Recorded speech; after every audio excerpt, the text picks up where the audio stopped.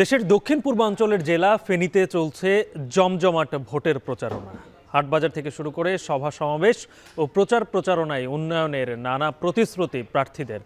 ফেনী ২ আসনের খবর জানাতে আমার সঙ্গে যুক্ত হবেন সহকর্মী সুলাইমান ডালিম।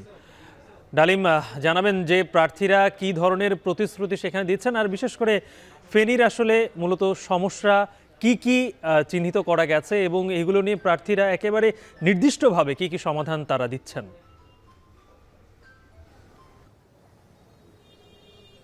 Amrapali fruit syrup, real magic in every drop.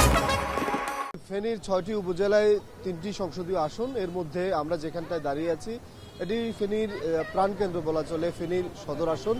এই আসনটিতেই মূলত যে ভোটের যে হাওয়া সেটি কিন্তু আমরা দেখছি যে বেশ জোরে সোরেই জমে উঠেছে। আমরা দেখেছি যে এখানে যারা প্রতিদ্বন্দ্বিতা করছেন এর মধ্যে বিএনপির প্রার্থী রয়েছেন, এখানকার বিএনপির চেয়ারম্যানের যে উপদেষ্টা বিপি জয়নাল, এবং জামাত সমর্থিত জোটের প্রার্থী রয়েছেন এবি পার্টির চেয়ারম্যান মুজিবুর রহমান মঞ্জু, এবং জামাত সমর্থিত জোট থেকে বেরিয়ে যাওয়া যে প্রার্থী রয়েছেন ইসলামী আন্দোলনের, এবং এখানে জাতীয় পার্টির বাসদ সহ মোট 11 জন প্রার্থী কিন্তু এখানে প্রার্থিতা করছেন। আমরা দেখেছি যে প্রার্থীরা ইতিমধ্যেই একদম ভোটারদের প্রান্তে যাচ্ছেন এবং হাট বাজার থেকে শুরু করে একদম ব্যক্তিগতভাবে ভোটারদের মুখোমুখি হচ্ছেন এবং বিভিন্ন ধরনের প্রতিশ্রুতি দিচ্ছেন, এবং ভোটাররাও কিন্তু তাদের যে চাহিদাগুলো সেটি কিন্তু বলছেন। মোটা দাগে ফেনীর যে সমস্যা ফেনী সদরে আসনের, সেটি হচ্ছে যে ফেনী শহরতলির পাশে যে লালপুল রয়েছে সেখানে একটি ওভারপাস, এবং ফেনী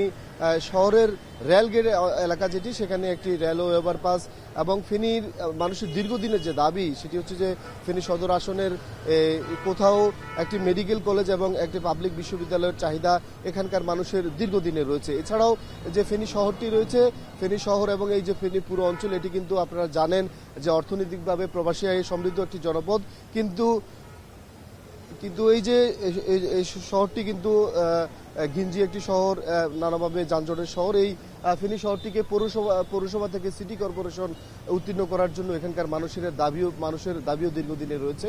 এ ছিল আমাদের কাছে সর্বশেষ।